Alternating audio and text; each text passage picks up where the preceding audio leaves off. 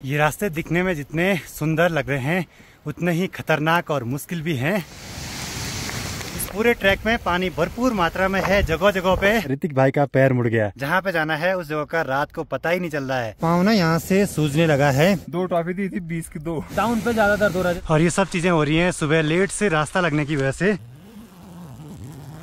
सुबह के अभी 5:41 हो रहे हैं और पूर्व दिशा की ओर से देखिए क्या गजब का माहौल बना हुआ है इन पहाड़ों का।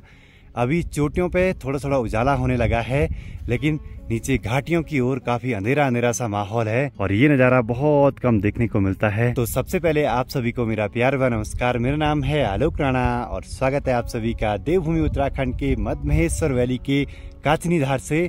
आज हमारा इस ट्रैक का 5वां दिन है। मौसम इतना ठंडा है कि यहाँ चारों ओर पूरा पाला पड़ा हुआ है। बाहर जाने का मन किसी का नहीं कर रहा है। सभी मेरे पास दे रहे हैं अपने अपने गोप्रो टाइम लैप्स लगाने के लिए। तो एक गोप्रो ये लगा दिया है, दूसरा भी लगा देते हैं क्योंकि यहाँ से ना बहुत ही सुंदर नजारे आ रहे हैं चारों ओर के। देखिए जी माहौल इतना ठंडा है कि बाहर पे जूठे बर्तन रखे, इनमें देखिए पूरा पानी जम के ऐसे कांच बन गया। देखिए अब इस पतीले पे चाय बनानी थी, ये भी पूरा जमा हुआ है। देखिए जी स्टोव जलाना है, उसमें डालना है डीजल और डीजल में सबसे पहले नमक मिलाना है, उससे कि ये शायद अच्छे से जलता है। और ऐसे ठंडे में ना इसमें प्रेशर भी नहीं बनना, पता नहीं क्या हो रहा है। देखिए जी स्टोव तो जला दिया है। इसमें जो पतीले पे सीधे बर्फ जमी थी उसमें पानी डाल के जरा गर्म कर देते हैं, तभी इसको धो पाएंगे हम। ऐसी हाइट पे ना स्टोव भी जरा कम सा जल रहा है, शायद ऑक्सीजन की कमी से।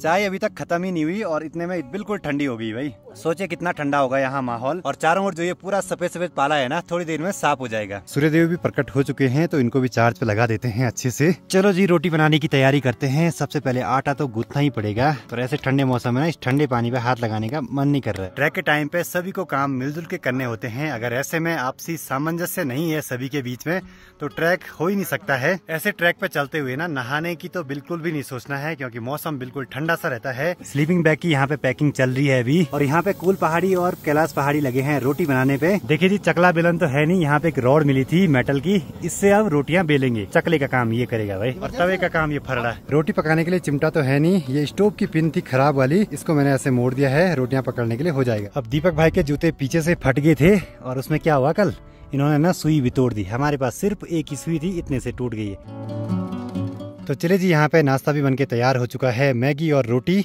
सबसे पहले बाहर रख देते हैं एक बार। इतनी ऊंची पहाड़ की चोटी पे ऐसे स्वादिष्ट सा नाश्ता मिल जाए तो इसकी तो बात ही कुछ अलग है।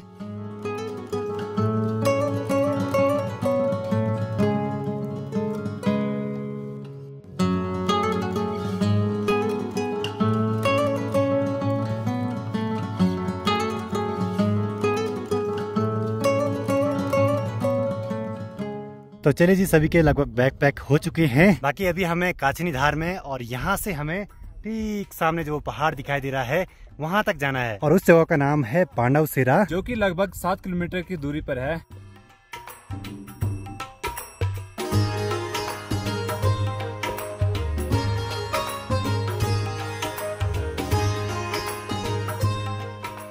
देखो जी पूरे ट्रैक पे गोप्रो अच्छे से चल जाए उसके लिए सुजान भाई से ये वाली बैटरी ले ली है, क्योंकि मेरा जो गोप्रो है ना इस पे नॉर्मल वाली बैटरी है जो कि यहाँ के ठंडे माहौल में ज्यादा नहीं चल पा रही है। पहाड़ों से उतरना तो आसान होता है लेकिन पैरों की उंगलियों पे ना बड़ा जोर पड़ता है। ऐसे में हवाएं चल रही हैं, शायद माइक में ऑडियो अच्छे से रिकॉर्ड ना हो। ऐसे में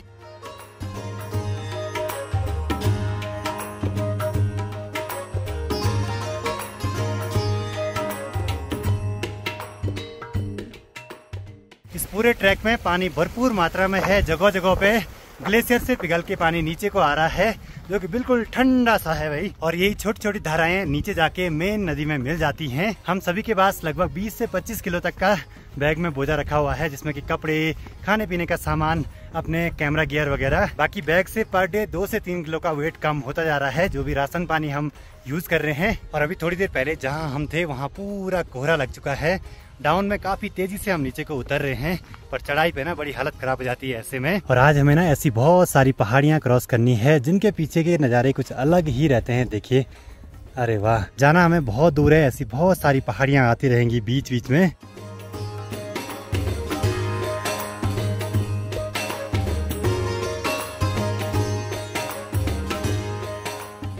तो इस जगह का नाम है लवंथिर और यहाँ पे भी ना रुकने की व्यवस्थाएं हो सकती हैं। शायद यहाँ पे ना जो भेड़ पालक रहते हैं वो रुकते हैं। देखिए जी, इंसान भी ऐसी जगह पे रुकता था पहले जहाँ पे पानी की पूरी व्यवस्था हो। बिना पानी के तो कहीं भी रहना पॉसिबल है नहीं। हमारे लिए भी ट्रैक पे बहुत जगहों पे पानी के ऑप्शन अवेलेबल हैं। बर्फीले पहाड़ों से होते हुए ये पानी ना जब नीचे जमीन पे आता है तो काफी दूरी तक अपनी ठंडक बरकरार रखता है। भाई हमें ट्रैक खुद भी कर रहे हैं, वीडियो के थ्रू आप तक भी पहुंचा रहे हैं और फोटो वीडियोस के थ्रू अपनी मेमोरीज हमेशा के लिए अपने पास अपने अपने घरों को ले जा रहे हैं। यहाँ इन बुग्यालों में प्रकृति अपना रंग अच्छे से दिखा रही है। मानसून के खत्म होने के बाद जो सूखापन होता है उसका पूरा असर दिखाई दे रहा है चारों ओर।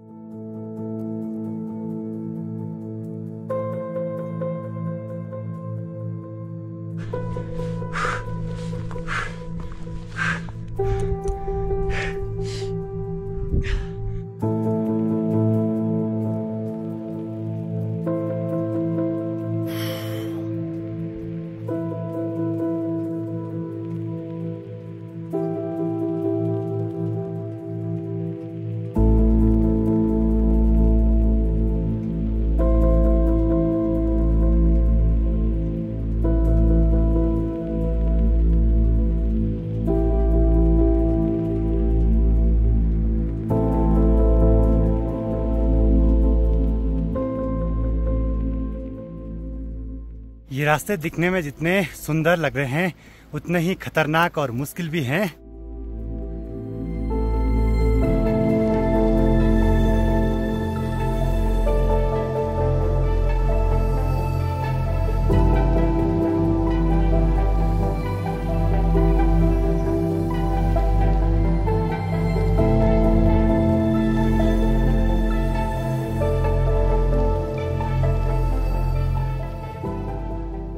अब यहाँ पे ऊपर से पत्थर गिरने का बहुत भयंकर डर बना रहता है क्योंकि खड़ा सा पहाड़ है। चढ़ते जाना है, चढ़ते जाना है।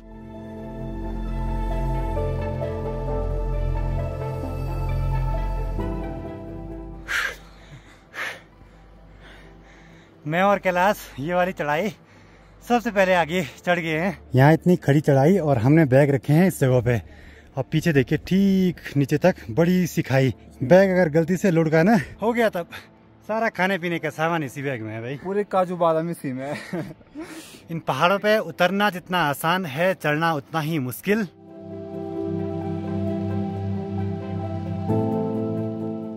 ट्रैक में आगे बढ़ते हुए जगह जगह पे ऐसे बिसौड़ बनी हुई हैं जिनमें कि रुकने के लिए आसानी हो जाती है और इन चीजों का बहुत गहरा मतलब भी निकलता है। जिंदगी का नाम बस चलते रहना ही नहीं है बल्कि ठहराव भी जरूरी है। रुक के प्रकृति को एंजॉय करके समझ के कि मेरी लाइफ का उद्देश्य क्या है, इस ट्रैक का उद्देश्य क्या है और नेचर को फील करते रहना, यही लाइफ है। इन जगहों पे बकरी पालक रुकते होंगे तो कुछ दिन पहले लॉ हुआ होगा तो यहाँ पे देखिए उनकी ऊन निकाल के रखी हुई है। किसी को अगर जरूरत होती है तो वो यहाँ से ले जा सकते हैं। इससे बहुत सारे गर्म कपड़े जैसे दोखू, लवा वगैरह जो कि पहाड़ों के पारंपरिक पहनावे हैं पुराने जमाने के, वो बनते हैं। देखो जी ट्रैक पे कैंडीज वगैरह बहुत काम आती हैं।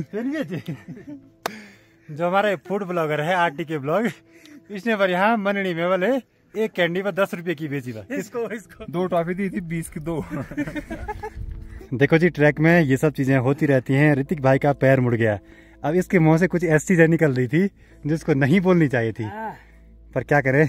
देखते हैं, अब पैर पे थोड़ा सा दवाई वगैरह लगा देते हैं एक बार। ऐसे पथरीले रास्तों पे कुछ भी हो सकता है भाई, हर चीज के लिए तैयार रहना जरूरी है। ऋतिक के पास अभी दूसरा बैग दे दिया है। बहुत तेज बर्फीली जैसे हवाएं चल रही हैं, कोहरा भी साथ में उड़ रहा है तो ठंड बढ़ रही है। ऐसे में तो पतली टी शर्ट में तो काम चलेगा नहीं, बाहर से एक फ्लीस वगैरह तो लगानी ही पड़ेगी।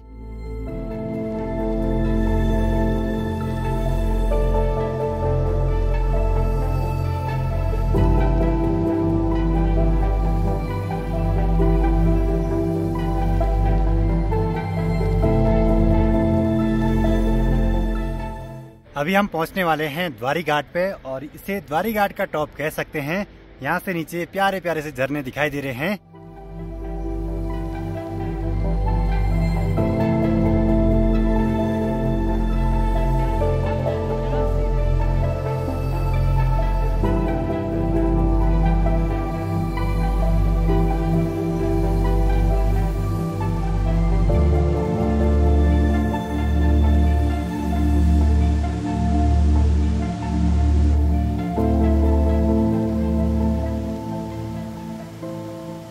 जगह का नाम है द्वारी घाट, मतलब कि दो घाट। घाट हमारे यहाँ नदी को बोलते हैं, एक तो सामने से और एक यहाँ से। मतलब कि अगर मानसून के टाइम पे यहाँ आएंगे ना तो बहुत भयंकर पानी मिलेगा इन घाट में।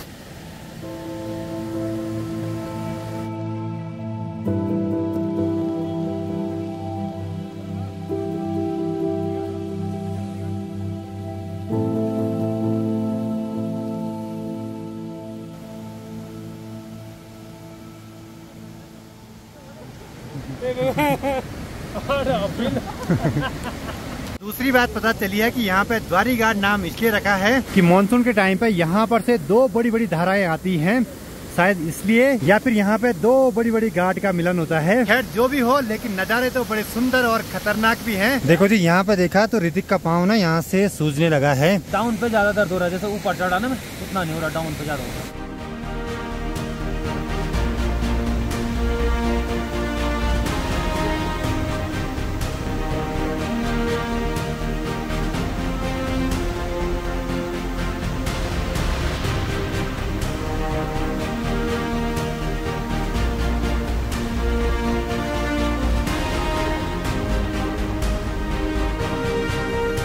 ऐसे जो गधेरे हैं ना, इनको क्रॉस करना आसान नहीं होता है। जूते गीले हुए तब भी दिक्कत, पैर फिसला तब भी दिक्कत, और ज्यादा तेज अगर बारिश लगी, इनमें अचानक से पानी बढ़ जाता है। तो फटाफट से आगे को निकल पड़ते हैं। अब काफी लंबे सफर के बाद फाइनली यहाँ पे सेमरू के पेड़ दिखाई देने लगे हैं। मतलब कि हम अभी डाउन पे उतर रहे हैं नीचे को। सोचे जब इन पे फूल लगते होंगे तो कितना गजब का माहौल रहता होगा यहाँ का।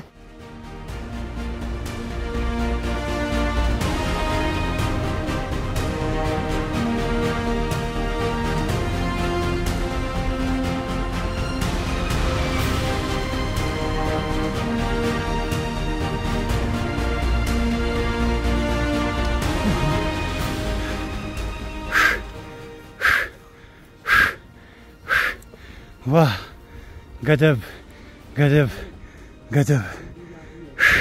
सुबह जो नदियाँ बड़ी दूर दिखाई दे रही थी, अभी देखिए इन बादलों के बीच से ठीक सामने पे आ गई हैं। ठीक पीछे है अपनी डेस्टिनेशन, और यहाँ पे थोड़े से नेटवर्क आ रहे हैं जियो के, तो सभी अपने अपने घरों को कॉल कर रहे हैं, बता रहे हैं कि हम सुरक्षित हैं और ट्रैक लगभग सही से पूरा हो रहा है। ऐसे वीरान पहाड़ों में अगर नेटवर्क मिल जाए तो अच्छी बात है भाई, नहीं तो ना घर वालों को चिंता लगी रहती है कि कहाँ पे होंगे, क्या कर रहे होंगे, कैसे होंगे।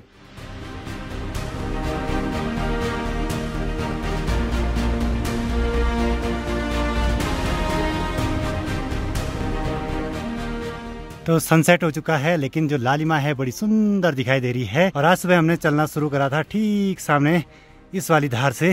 देखिए दोस्तों, पूरा अंधेरा हो चुका है, हम बस अपनी डेस्टिनेशन पे पहुंचने ही वाले हैं, लेकिन जहाँ पे जाना है उस जगह का रात को पता ही नहीं चल रहा है। और ये सब चीजें हो रही हैं सुबह लेट से रास्ता लगने की वजह से। बहुत थकान लगी है, सामान बहुत डिस्ट्रीब्यूट करा है, कुछ हाथ पे भी है। काचनी धार से 11:15 बजे निकले थे और यहाँ पे पहुँचे हैं 7:15 बजे। पूरे 8 घंटे लगे इस सफर को तय करने में।